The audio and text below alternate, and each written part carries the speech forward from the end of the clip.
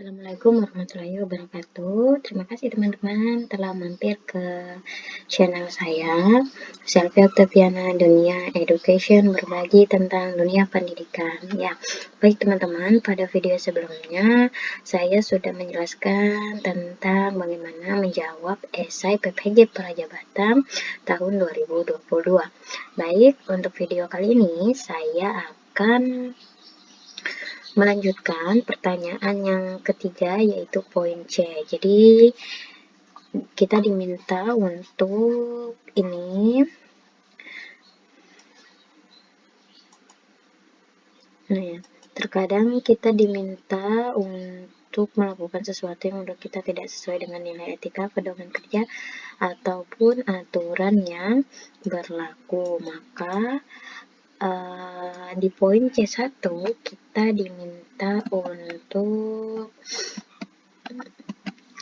menceritakan suatu pengalaman kita terkait situasi tersebut. Nah, teman-teman, tentunya kita memiliki pedoman dan nilai etika serta pedoman kerja di setiap instansi. Jadi, teman-teman silakan masukkan ketika teman-teman punya pengalaman yang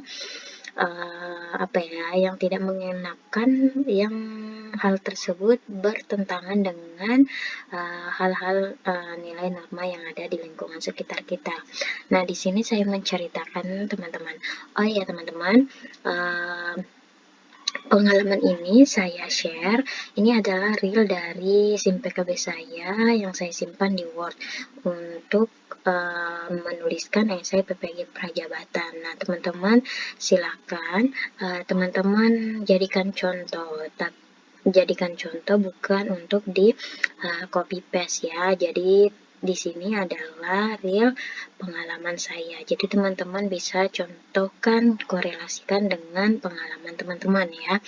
Jadi teman-teman korelasikan dengan pengalaman yang pernah teman-teman alami gitu ya.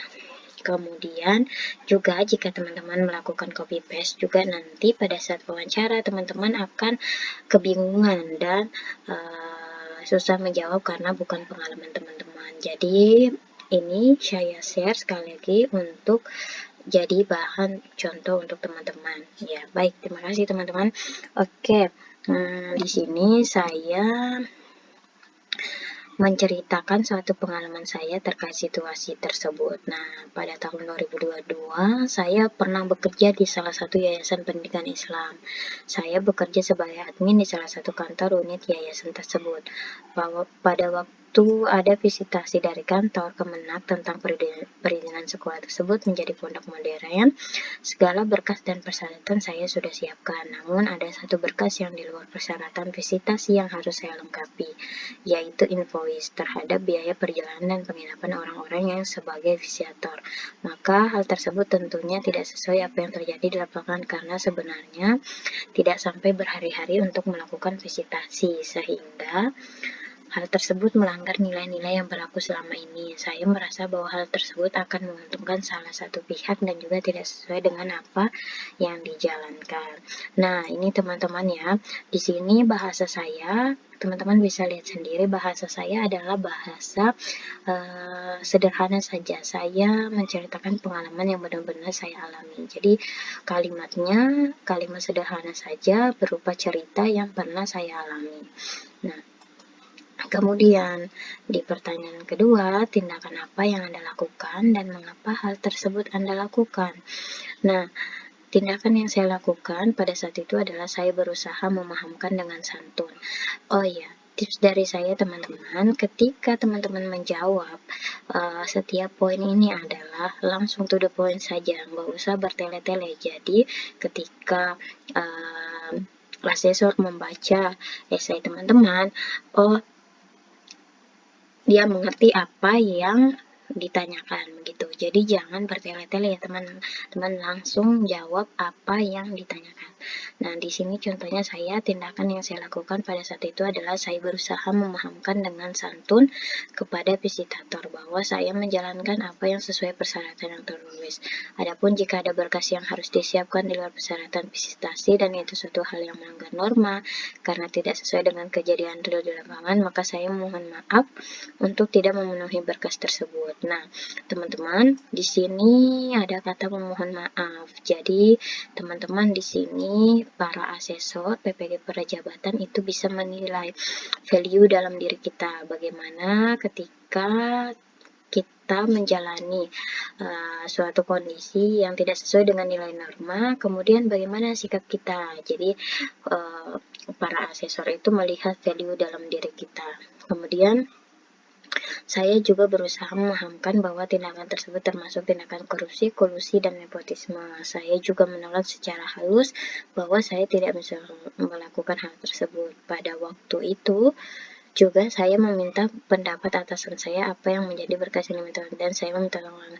Nah, jadi teman-teman, di sini sekali lagi saya sering mengucapkan adalah bagaimana pengalaman kita ya, jadi sesuai dengan pengalaman kita. Ini real sesuai pengalaman saya di lapangan. Tentunya teman-teman pasti lebih banyak lagi pengalamannya daripada saya ya. Oke, baik teman-teman. Kemudian pertanyaan ketiga, bagaimana hasilnya? Ya, meskipun awalnya terjadi perdebatan antara visitator dan yayasan, alhamdulillah hasilnya visitator bisa memahami apa yang saya sudah sampaikan. Jadi, di sini saya tidak terlalu banyak merangkai kalimat, ya, saya langsung menuliskan hasilnya saja. Kemudian yang pertanyaan poin D, ceritakan secara spesifik situasi pengalaman Anda saat bekerja sama dengan orang lain yang memiliki beragam perbedaan seperti budaya, cara pandang, latar belakang pendidikan, cara berpikir, dan lain-lain. Nah, di sini esai PPG ini kita diminta untuk menceritakan pengalaman ya, lagi-lagi tentang pengalaman. Di sini saya menuliskan secara story bagaimana saya di dalam dunia pekerjaan yang memiliki beragam perbedaan dan pendapat. Tentunya teman-teman pasti pernah mengalami ini. Nah, di sini saya ceritakan saya bekerja menjadi pembina asrama di salah satu yayasan hingga pada saya menuliskan konflik yang terjadi. Nah, ini pada waktu itu kami sedang rapat untuk pemetaan kamar santri. Banyak pendapat yang berbeda tentang pengelompokan kamar santri. Karena kami berdasar dari latar pendidikan yang berbeda, maka konsep yang ditawarkan setiap orang pun berbeda. Nah, ini ya, saya kasih alasan-alasannya, perbedaan pendapatnya seperti apa. Kemudian di poin D2, langkah-langkah apa yang Anda lakukan untuk mencapai tujuan kerjasama. Jadi, apa langkah yang kita lakukan? Bagaimana Anda memastikan langkah-langkah tersebut sudah sesuai dengan kebutuhan semua pihak?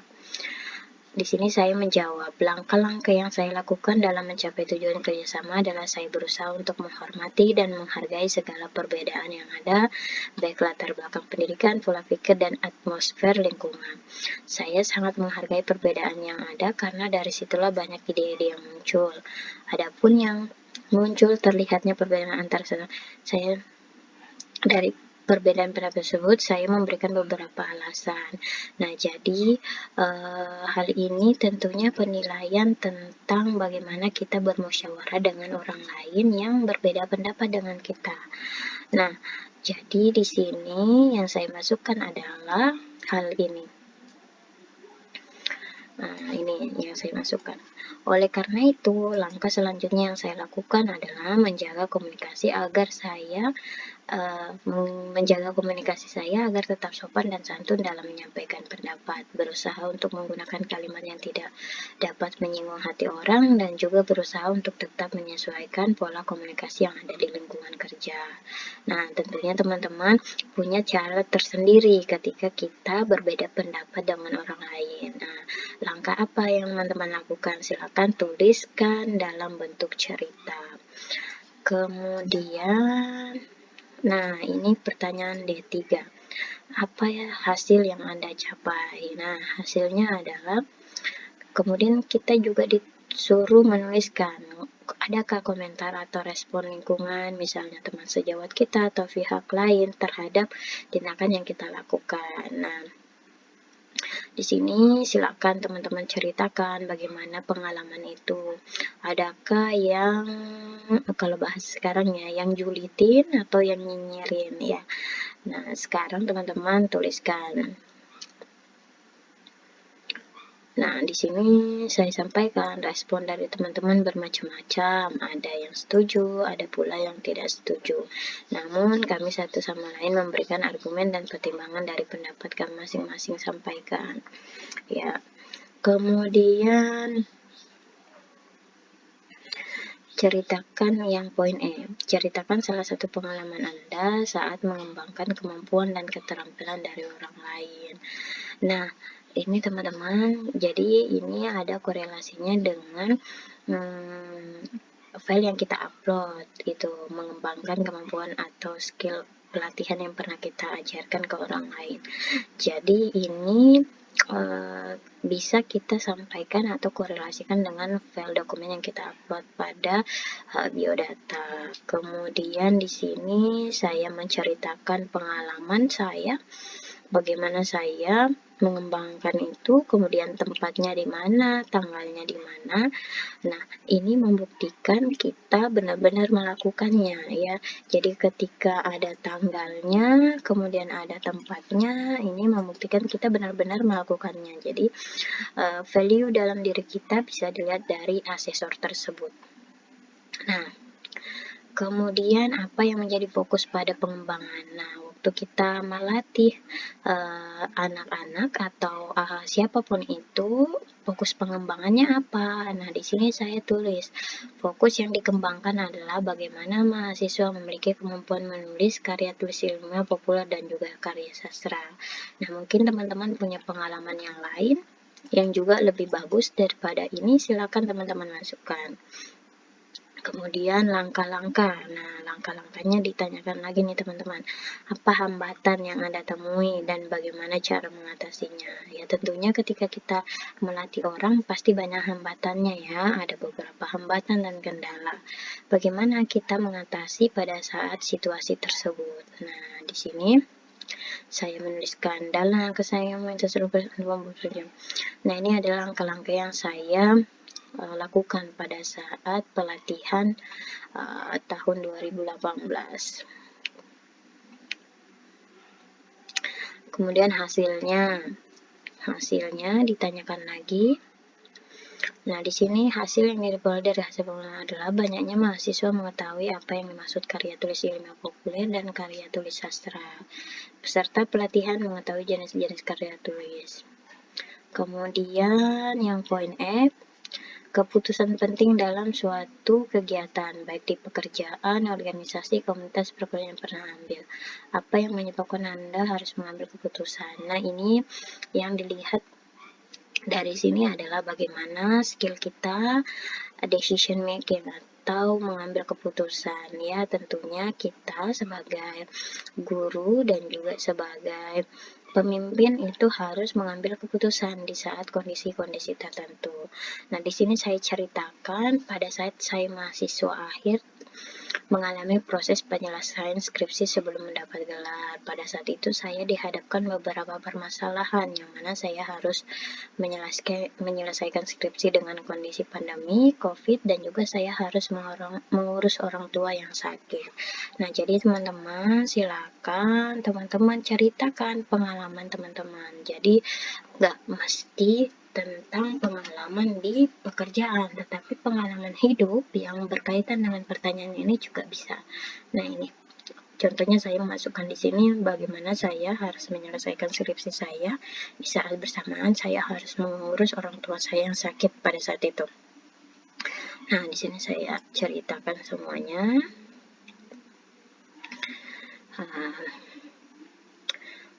Kemudian bagaimana Anda mengidentifikasi dan memperoleh pemahaman yang lebih baik tentang permasalahan yang ada. Nah, di sini yang ingin dilihat dalam diri kita adalah bagaimana kita aware terhadap permasalahan yang ada di sekitar kita gitu ya. Nah, di sini saya menjawab dengan singkat saja. Saya mengidentifikasi permasalahan yang saya alami dengan memahami permasalahan dengan baik, menganalisa penyebab utamanya, dan saya selalu berpikir positif terhadap apa yang terjadi pada saya. Kemudian, apa saja menjadi pertimbangan Anda? Mengapa? Jelaskan proses. Nah, di sini. Baik teman-teman, di sini hanya saya sampaikan pada huruf poin F. Nah,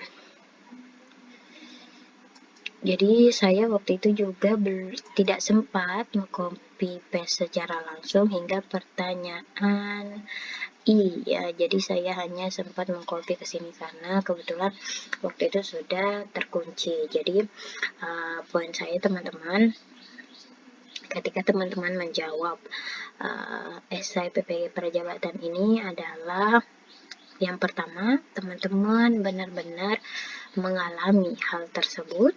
Yang kedua, teman-teman ceritakan dengan jujur dan ceritakan dengan bahasa yang sederhana. Kemudian teman-teman juga harus mempertimbangkan value dari setiap pertanyaan. Jadi teman-teman memikirkan kalau pertanyaannya misalnya terkait ini, ceritakan salah satu keputusan penting dalam suatu kegiatan. Apa yang menyebabkan Anda harus mengambil keputusan tersebut? Nah, ini adalah value yang dilihat pada diri kita dari asesor itu adalah bagaimana kita bisa mengambil keputusan di saat kondisi-kondisi yang sempit. Nah, tentunya hal tersebut akan dikorelasikan ketika nanti kita menjadi guru ya. Teman-teman, mungkin itu saja yang bisa saya sampaikan. Semoga teman-teman bisa lulus semua administratif PPG Perjabatan sehingga nanti teman-teman bisa melanjutkan tes substantif kemudian masuk ke tahap wawancara. Ya, semangat teman-teman semua. Terima kasih. Assalamualaikum warahmatullahi wabarakatuh.